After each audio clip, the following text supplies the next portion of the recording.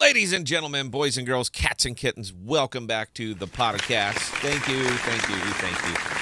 I hope everybody had just a wonderful Thanksgiving and got some rest. Ignored crypto because it it wasn't pretty. But I hope everybody's up and revitalized and ready to get into it.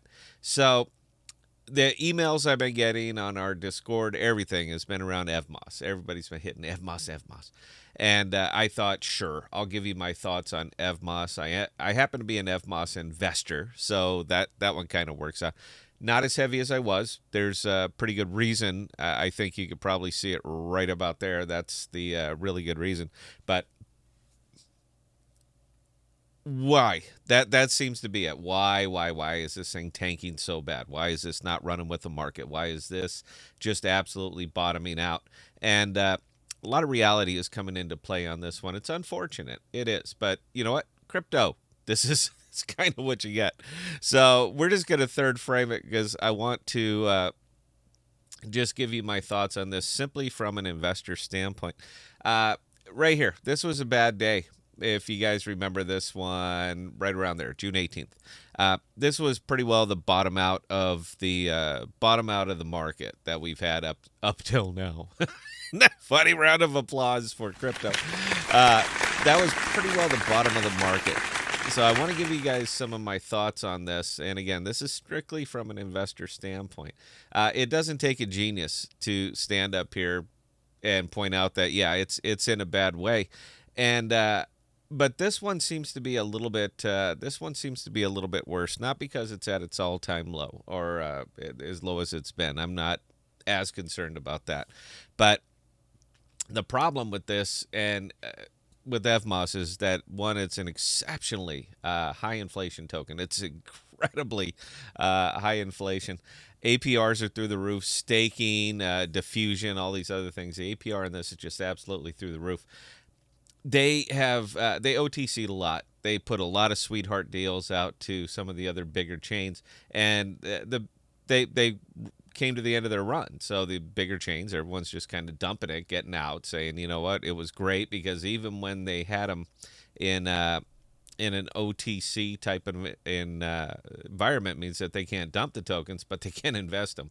So a lot of these things, these other chains were kind of buying this stuff up, staking it, putting it on diffusion, putting it everywhere because they were getting these exceptionally high returns, was showing more kind of a buy pressure kind of thing, and the token's been going nuts. Again, looking at this over the last 180 days, you can almost see where these things have happened. This one has been wonderful at from a FOMO standpoint. Starts going up, it's going to keep going up. People are going to pile in, they're going to pump, they're going to dump, and yeah, that's more or less what's been happening. But recently this is kind of rough. I mean, this one is really bad.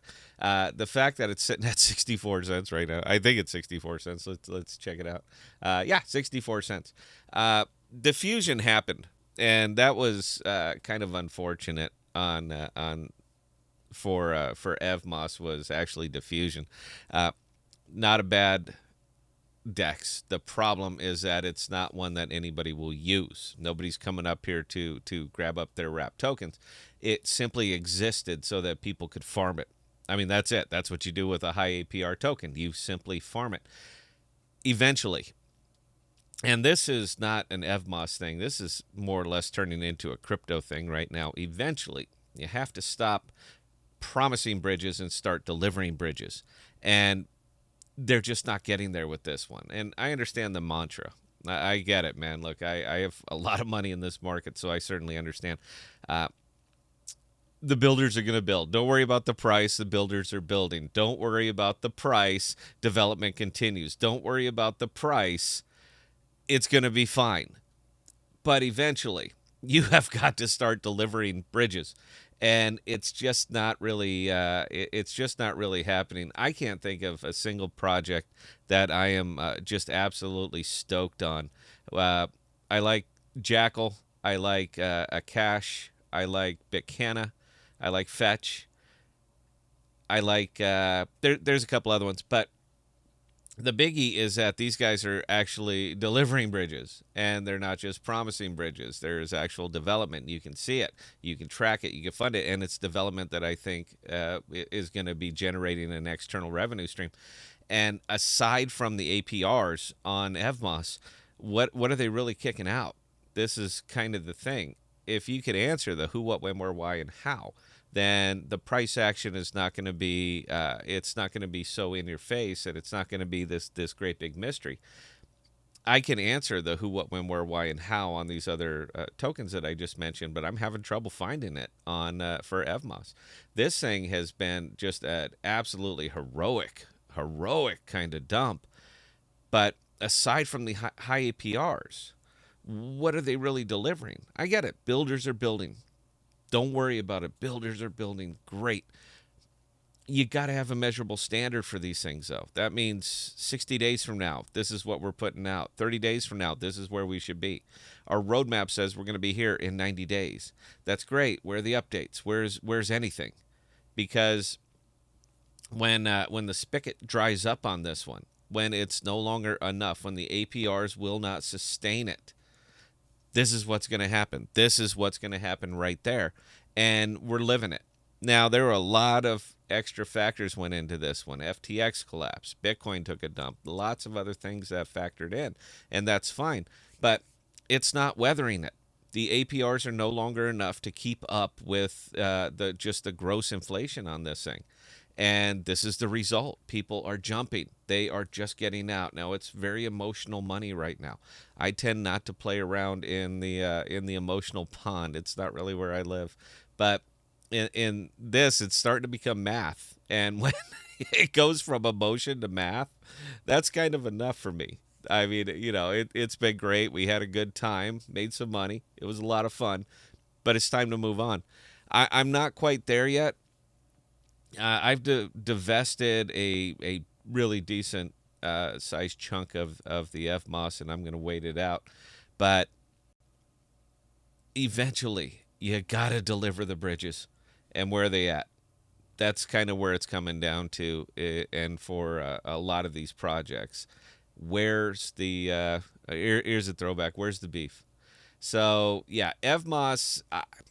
I'm not sure exactly what pulls this thing out unless the EVMOS team can somehow find another big investor, OTC, promise a whole bunch more tokens. I'm not sure what pulls this one out of its dive right now. It Don't look at it short term, I guess. That's what I'm trying to be nice. I always try to be nice when I do these videos. I'm not allowed to say what I really want to say because that's not crypto YouTube. But yeah, I'm this is such a minefield trying to do this video. You know what? It's gonna be fine. Everything's great. I'm not as heavily invested in EVMOS as I was. What I have cooking on the little bit I have left on diffusion, I'll go ahead and leave it there because we did okay. But yeah, as far as piling in a whole bunch more on this one, I'm looking more towards like a cash. I'm looking more towards Bitcana. I'm looking more towards Jackal than I am on on this particular one. But you know what, babe? You do you. Anyway, that's the EVMOS video. I understand this is very disjointed. It's tough. It's tough doing a video on a popular token where you can't say everything that you want to say. Anyway, guys, that's all I got. Questions, comments, scott@thepodcast.com. I answer any and all. And that's it. Until next time, please be safe. Please be smart with your money. Cheers.